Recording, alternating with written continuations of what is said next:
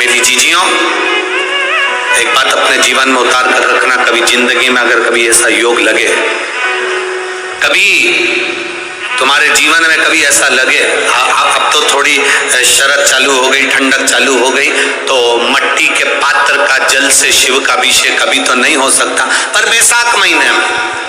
ज्येष्ठा महीने में कभी मौका लगे अपने जीवन में और तुम्हें लगे कि मेरे जीवन में दुख समाप्त ही नहीं हो रहा, मेरे दुख जा ही नहीं रहा, तो 5 बेलपत्र,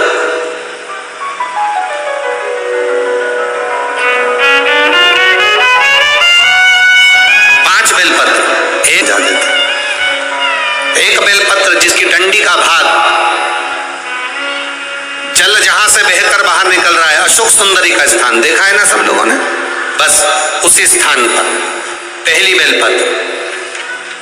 दूसरी बेलपत्र पार्वती जी के स्थान पर, अर्थात जो जलाधारी है वहां पर। तीसरी बेलपत्र शंकर भगवान के शिवलिंग के सम्मुख में जहां आप बैठे हो वहां बैठकर डंडी का भाग विपरीत दिशा में रखकर, तीसरा बेलपत्र। चौथा बेलपत्र भगवान शंकर का जल जहां से नीचे गिर रहा है उस ओर सीधी बेलपत्र नीचे की ओर। और 5वीं बेलपत्र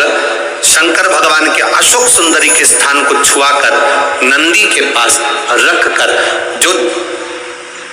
घड़े में जल है अर्थात मट्टी के पात्र में जो तुम जल लेकर गई हो, उस पात्र के जल से शंकर का अभिषेक कर देना, शिव को वो जल समर्पित कर देना। जिंदगी में कैसा भी दुख हो वो कटता ही है, वो दुख रह नहीं सकता, ये निश्चित था।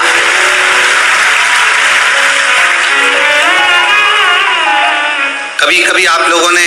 नागपुर में ऐसा दर्शन करा कि नहीं करा हमें नहीं मालूम, नागपुर की लीला तो हम नहीं जानते, पर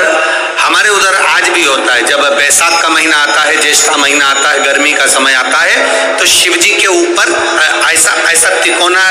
लोहे का कुछ एंगल बनाकर उसके ऊपर मिट्टी का हंडा रख देते हैं। अब यहाँ नागपुर में आप लोगों ने दर्शन करे ना करे वो हमें नहीं मालूम, पर अभी तक चांदी का लगता था, अभी तक सोने का लगता, पीतल का लगता, तांबे का लगता, पर जैसे ही बैसाख का महीना आया, जैसे ही ज्येष्ठा महीना आया, वैसे ही मिट्टी का पात्र रख दिया जाता, उसमें से बूंद बूंद पानी शिव जी को समर्पित।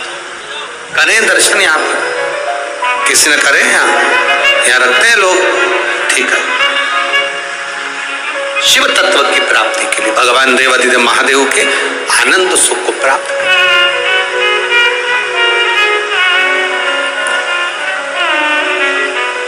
जल, अग्नि, आकाश, वायु, पृथ्वी, 5 तत्व भगवान शंकर के ये 5 मुख है। इसलिए आरती में भी हम लोग कहते हैं